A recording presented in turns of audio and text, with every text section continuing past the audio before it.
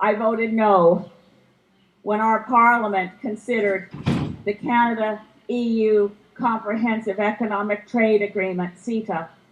But Canada's Parliament has now ratified CETA, and I'm here to beg you to help us, and still, it is not too late to stop CETA, and for that we need your help. So why? Why does it matter so much that we stop CETA? I was thinking about it, and I've been involved in the environmental movement and the green movement a very long time. So it almost surprised me to realize it has been 30 years since the Brundtland Commission, the World Commission on Environment and Development, Our Common Future, opened with these words: "The earth is one, but the world is not." So we favor internationalism as Greens. We have principles and values that are embedded in working together. We have principles and values that want us to see greater collaboration, greater internationalism, greater multilateralism. But we understand the very sharp distinction between those values and principles and globalization. Internationalism works towards the common good of the entire human family and a living, healthy biosphere. Globalization works for private wealth. There is a huge gap between internationalism and globalization.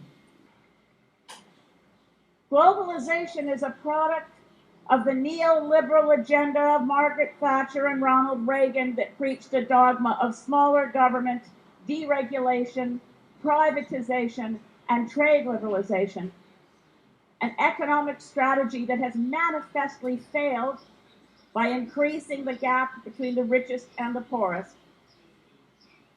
It has failed, empirically failed, as I'll just reference Joseph Stiglitz, Nobel Prize winning economist, as he can tell you empirically how it has failed, because I only have 5 minutes. We know that within these trade agreements has been embedded since 1994 in NAFTA, has been embedded a concept that has nothing to do with trade. We support free and fair trade. We support the movement of ideas and people and goods in ways that are fair and ethical.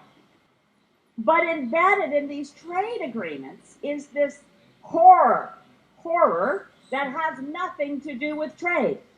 They have a bland name. I think the words are designed to put everyone to sleep. Investor trade, investor state agreements. Now, an investor sounds like a good idea. State sounds like a good idea. But these agreements do not promote investment, nor do they enhance trade. What they do is give foreign corporations superior rights to domestic companies. If they had been called foreign corporations have superior rights to domestic corporation agreements, I don't think we'd see 3,200 of them executed in the last 20 years. Or if they were called foreign corporate rights will erode democracy, woohoo, I don't think we would have seen them become so standardized, so normalized within the world of trade. Now, in CETA, you have the Trojan horse to bring more of these agreements into the European Union. I'm desperate to see them stop, not just to stop CETA, but to roll back all the ones that are already negotiated, like Chapter 11 of NAFTA or the Canada-China Investment Treaty, and for us as Greens globally to work to replace them with a template agreement that actually enhances corporate responsibilities before they get new rights.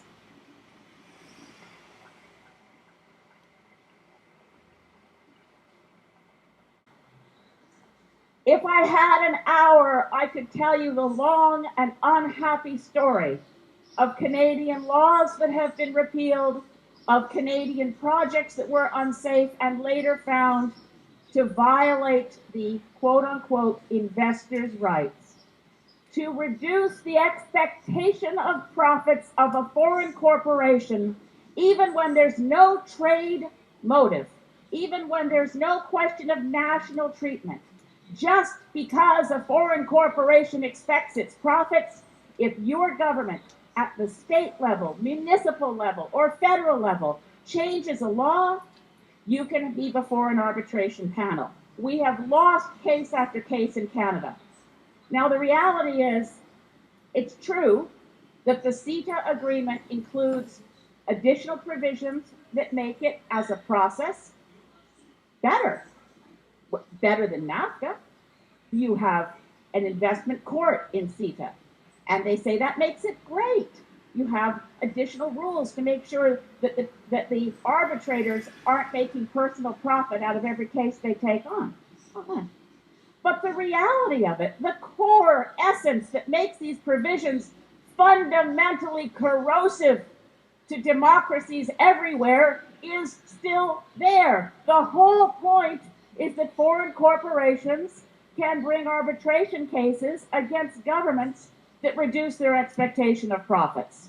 The Deutsche Richterbund, the German Association of Judges, 16,000 jurists and prosecutors oppose CETA because they see no justification for creating a separate investment court. Your German judges and prosecutors are right when they say, quote, there is neither a legal basis nor a necessity for a different court. They say, quote, special courts for certain groups are the wrong way, unquote. We must not allow CETA to go forward. And in this election, you give your voters a chance, you give us hope in Canada that we can renegotiate this. That's my message to you from Canada, is that most Canadians don't want to see more global trade agreements that erode domestic rights, erode what we do in our parliaments.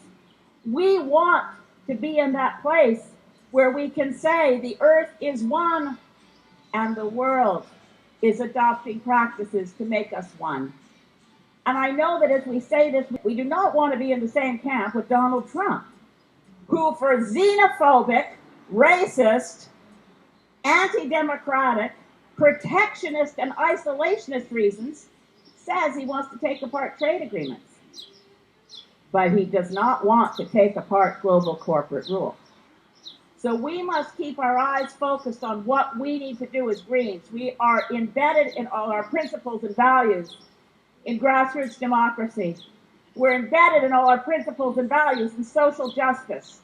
We're embedded in all our principles and values in a sustainable, livable biosphere where there are human rights, where we welcome refugees, where we don't close our doors, and where we don't build walls.